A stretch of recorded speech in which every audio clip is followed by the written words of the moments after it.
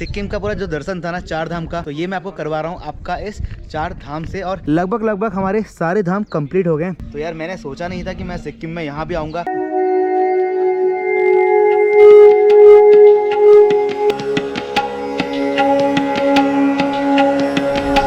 Welcome back to another YouTube video. मैं रोहित पहाड़ी स्वागत करता हूँ फिर से हमारे इस नए वीडियो में। और मैं आपका हूँ अभी नामची में। वेलकम फ्रॉम नामची। नामची जिस चीज के लिए फेमस है ना, हम उसी चीज के लिए आपका नामची में पहुंचे हैं। और आज के इस पूरे वीडियो में हम आपको दर्शन कराएंगे नामची के 4 धाम के। फिलहाल ये है आपका नामची का बाजार। और अब आपको यहाँ से मैं लेके चलूंगा धीरे धीरे नामची के 4 धाम वाले लोकेशन पे। यहाँ से ना 4 किलोमीटर का वहाँ का सफर रहेगा। और 4 किलोमीटर का हमको करनी है टैक्सी। मात्र 4 किलोमीटर के लिए आपको 500 रुपया चार्ज कर रही है। तो हम सोच रहे हैं कि यार कोई और टैक्सी देख लेते हैं, कोई शेयरिंग वाली मिल जाएगी, थोड़ा और हमारे लिए बेटर हो जाएगा, क्योंकि बजट में ट्रैवल ऐसे ही नहीं होता है। तो भैया हम आपका नामची के आपका टैक्सी स्टैंड पे आ गया हूँ। ये नामची का टैक्सी स्टैंड है और यहाँ से हमको आपका 4 धाम के लिए टैक्सी मिल जाएगी। सामने ये इनका ऑफिस है। तो भाई आपको यहाँ से 300 रुपये का टैक्सी लगेगा आपका 4 धाम के लिए। तो भैया जी फाइनली हमको टैक्सी मिल गया आपका टैक्सी स्टैंड से आपका 4 धाम के लिए। इसी कुछ इस तरीके से हम 3 लोग इस टैक्सी में जा रहे हैं। और यहाँ से जो 4 धाम की दूरी है वो मात्र 5 किलोमीटर है। अगर आप पिक एंड ड्रॉप टैक्सी लेंगे तो आपको 500 रुपया पड़ेगा। अगर आप खाली ड्रॉप लेंगे तो आपको 300 रुपये पड़ेगा। अगर आप ऐसे रिजर्व में जाएगा, शेयरिंग में टैक्सी आपको नहीं मिलने वाला। ऐसा नजारा रहेगा नामची शहर का। और हरियाली तो भाई यहाँ इतनी जबरदस्त है ना यार।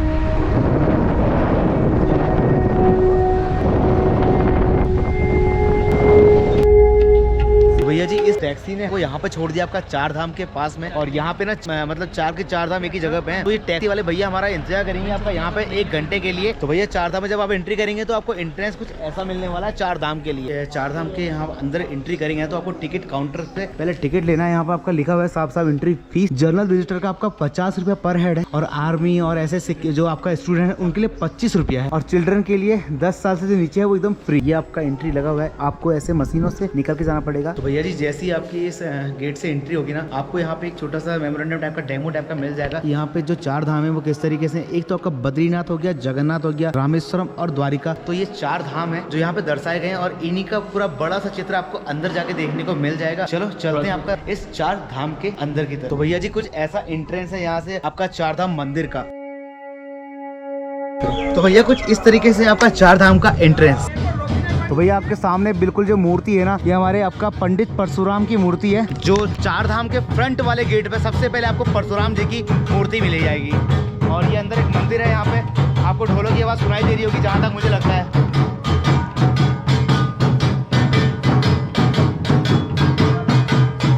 तो भाई साहब ये जो परशुराम जी का मंदिर है ना, इसके जस्ट अंदर कुछ ढोलों के साथ, जैसे हमारे पहाड़ी में जागर लगती है ना, कुछ उस तरीके से यहाँ पर कुछ लोग नाच रहे हैं और मतलब आरती टाइप कर रहे हैं। और वो कह रहे हैं कि फोटो लेना बिल्कुल साफ बना है, तो हमने अपना कैमरा बंद कर दिया। तो इस परशुराम की मूर्ति के साथ इस 4 धाम की परिक्रमा शुरू हो जाती है। 4 धाम मंदिर की जो परिक्रमा टाइप की है, मतलब आपकी एंट्री होगी तो इस परिक्रमा को करते करते आप 4 धाम घूमोगे। और इसके साइड में ना जो पेड़ लगे हैं भाई साहब कितने खूबसूरत से पेड़ है, लेकिन मुझे ना इनका नाम नहीं पता, मुझे गूगल करना पड़ेगा उसके लिए आपको, लेकिन अभी इतना टाइम है नहीं। तो ये परिक्रमा करते करते आप रहेंगे और परिक्रमा करते करते आप सारे मंदिरों के दर्शन करते हुए इस मंदिर से एग्जिट कर जाएंगे।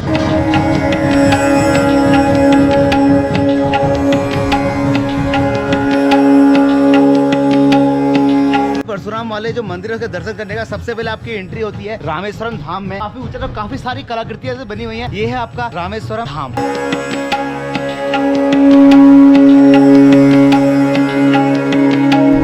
तो भैया सबसे पहले हम इस रामेश्वरम धाम के अंदर जैसे ही गए ना, तो यहाँ पे लिखा हुआ है दक्षिण भारत के एक द्वीप में विशाल शिव मंदिर है, जिसमें भगवान राम द्वारा शिवलिंग को स्थापना की गई थी जब समुद्र पर लंका में जाने के लिए सेतु बांधने वाले थे। तो ये वो मंदिर है जिसकी स्थापना भगवान श्री रामचंद्र ने की थी। चलो इसी बहाने आज हमें दर्शन हो गए रामेश्वरम धाम के। तो कुछ ऐसा भव्य दर्शन है रामेश्वरम धाम का। वैसे मैं तो आज तक कभी रामेश्वरम धाम जा नहीं पाया, बट आज इस सिक्किम यात्रा के दौरान मैं रामेश्वरम धाम के भी दर्शन कर ली। जैसा कि आपको हर शिव मंदिर से पहले आपको दिखता है कि नंदी महाराज की मूर्ति होती है। बिना इनकी दर्शन किए आपको भगवान भोलेनाथ के दर्शन नहीं होते। नमस्कार पंडित जी। नमो नारायण। कहाँ से आप? मैं सर आपका उत्तराखंड से आया हूँ।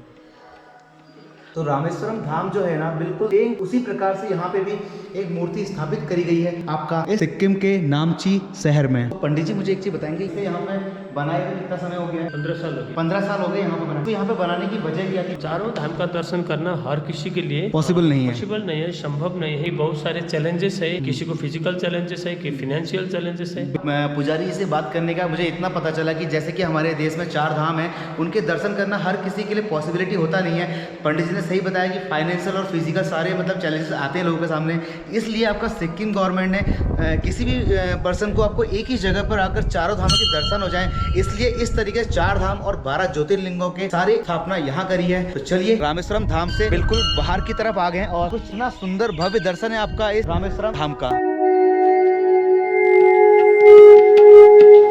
दूसरा धाम आपके सामने आता है ना, वो आपका आता है द्वारिका धाम। सिक्किम आने का द्वारिकाधीश के दर्शन भी कर रहा हूँ। तो भैया जय श्री कृष्ण। और ये आपका द्वारिकाधीश का मंदिर है और अंदर श्री कृष्ण जी की बड़ी खूबसूरत सी एक मूर्ति है, बड़ा भव्य दर्शन है श्री कृष्ण जी का। तो इसी बहाने हमारे द्वारिका जी के दर्शन भी हो गए यहाँ। तो चलिए हम निकलते हैं दूसरे मंदिर। यहाँ पे एक द्वारिका माई का मंदिर भी है, जिसमें एक अंदर तुलसी का पेड़ लगा हुआ। तो भैया जी ऐसा नहीं कि यहाँ पे सिर्फ 4 धाम मंदिर है, यहाँ पे 12 ज्योतिर्लिंग भी है। तो सबसे पहला जो ज्योतिर्लिंग यहाँ पे स्थापित किया है वो है आपका सोमनाथ ज्योतिर्लिंग, जो मेरे बिल्कुल ठीक सामने है। तो चलो मैं सबसे पहले आपको सोमनाथ ज्योतिर्लिंग के दर्शन कराता हूँ और यहीं से सारे ज्योतिर्लिंग की दर्शनों की शुरुआत करेंगे। ये है आपका सोमनाथ ज्योतिर्लिंग। तो जी ये जो आपका सोमनाथ ज्योतिर्लिंग है आपका गुजरात में समुद्र तल किनारे स्थापित है। चलिए अब हम करते हैं अगले ज्योतिर्लिंग के दर्शन। आपका मल्लिकार्जुन ज्योतिर्लिंग भी है कि किस तरीके से है आपका मल्लिकार्जुन ज्योतिर्लिंग का शिवलिंग। तो ये मेरा, तो अभी आगे की तरफ चलते हैं और भी है। तो मिला आपका महाकाल ज्योतिर्लिंग।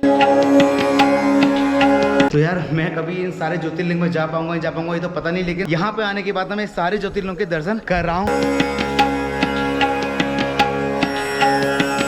आपका ये तीसरा ज्योतिर्लिंग है आपका ओमकारेश्वर ज्योतिर्लिंग, जो आपका यहाँ पर स्थापित किया गया है इस तरीके से। तो चलिए हर हर महादेव, इनके भी दर्शन हम कर ही लेते हैं। तो इस तरीके से आज सारे ज्योतिर्लिंग आपको देखने को मिलेंगे, तो वीडियो में आप बने रहिए। जिस तरीके से मैं आ रहा हूँ ना, ये एक परिक्रमा जैसी, आप इसकी परिक्रमा करते रहेंगे और सारे ज्योतिर्लिंग और सारे 4 धामों के दर्शन आपको अपने आप स्वयं ही हो जाएंगे। तो आपका एक और बैद्यनाथ नाम का ज्योतिर्लिंग है। और मुझे ये सारे ज्योतिर्लिंग, बैद्यनाथ ज्योतिर्लिंग के बाद अगला ज्योतिर्लिंग आपका आता है भीम शंकर ज्योतिर्लिंग, और ये बिल्कुल आपके ठीक सामने है। तो इसके दर्शन भी आप कर लीजिए। और जहाँ से भी आप देख रहे हैं ना, तो कमेंट सेक्शन में हर हर महादेव लिखने में कोई भी कमी मत करना यार। एक जगह पे बैठ के 12 ज्योतिर्लिंग के दर्शन और 4 धाम के दर्शन करना इतना आसान तो है नहीं। ये बहुत अच्छी पहल है आपका सिक्किम सरकार की। आपको जब तक 4 धाम के दर्शन नहीं होते हैं, माना जाता है कि मतलब उसको मोक्ष की प्राप्ति नहीं होती। सिक्किम सरकार ने पूरे 4 के 4 धाम और 12 के 12 ज्योतिर्लिंग एक ही जगह बना। अगला ज्योतिर्लिंग आपका है आपका सेतुबंध रामेश्वरम ज्योतिर्लिंग। तो चलिए एक बार इसके भी हम दर्शन कर लेते हैं अंदर जाके। हर हर महादेव। ये भीम शंकर वाला जो आपका ये जो ज्योतिर्लिंग है, ये आपका तमिलनाडु द्वीप में स्थित है। आपका ये जिसे 11वें ज्योतिर्लिंग के रूप में एक विशाल मंदिर है। सेतुबंध रामेश्वरम ज्योतिर्लिंग जो आपका ये आपका तमिलनाडु में है। और के बाद जो अगला ज्योतिर्लिंग आपका आता है वो आपका आता है नागेश्वर ज्योतिर्लिंग। मैं ऐसे परिक्रमा करता जा रहा हूँ और एक के बाद एक ज्योतिर्लिंग के दर्शन मुझे होते ही जा रहे हैं। आपका नागेश्वर ज्योतिर्लिंग, और ये ज्योतिर्लिंग आपके दर्शन हम इसके करा ही देते हैं। ये जो नागेश्वर ज्योतिर्लिंग है ये आपका गुजरात में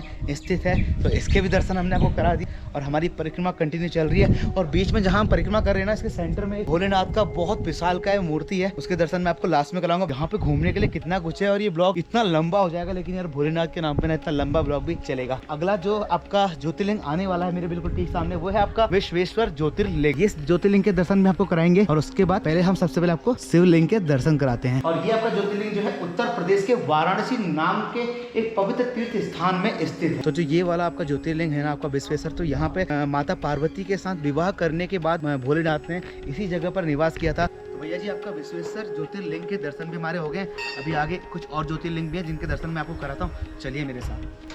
तो जी अगला ज्योतिर्लिंग जो आपको देखने को यहाँ पे मिलने वाला है वो आपका ज्योतिर्लिंग है श्री त्रयंबकमेश्वर ज्योतिर्लिंग। तो इस ज्योतिर्लिंग के दर्शन भी हम आपको कराते हैं और आपको बताते हैं कि इस ज्योतिर्लिंग की महत्ता क्या है। तो जी यह ज्योतिर्लिंग महाराष्ट्र के नासिक जिले में के गोदावरी नदी के तट पर स्थित है। यह वह स्थान है जहाँ पर महर्षि गौतम ने भगवान शिव की कृपा प्राप्त करने के लिए घोर तपस्या की थी। फिलहाल तो अभी और यहाँ पे ना जो ज्योतिर्लिंग है वो आपका इस तरीके से इसके अंदर है, बहुत छोटा ज्योतिर्लिंग है इस तरीके से। तो जी आपको 10 ज्योतिर्लिंग के दर्शन हमने करा दिए। अब हम चलते हैं आपके 11वें ज्योतिर्लिंग के पास, और उस ज्योतिर्लिंग का नाम क्या है वो आपको मैं बिल्कुल सामने दिखाता हूँ। तो यार आज ना मुझे भी बहुत अच्छा अनुभव हो रहा है। अगर भोलेनाथ का आशीर्वाद रहा ना तो मैं इन सारे ज्योतिर्लिंग के दर्शन भी आपको कराऊंगा। ज्योतिर्लिंग यात्रा होगी या 4 धाम यात्रा होगी वो तो मैं नहीं जानता, लेकिन अगर आपको देखना है तो मुझे कमेंट सेक्शन में बता देना कि आपको ज्योतिर्लिंग की यात्रा देखनी है। तो क्या पता आपके रोहित पहाड़ी बहुत जल्दी निकल जाए ज्योतिर्लिंग के दर्शन करने के लिए। जो आपका ज्योतिर्लिंग है वो है मेरा सबसे फेवरेट ज्योतिर्लिंग आपका केदारेश्वर ज्योतिर्लिंग। ज्योतिर्लिंग। तो जी केदारनाथ में आपको पता है मैं कम से कम 2 बार केदारनाथ की यात्रा कर चुका हूँ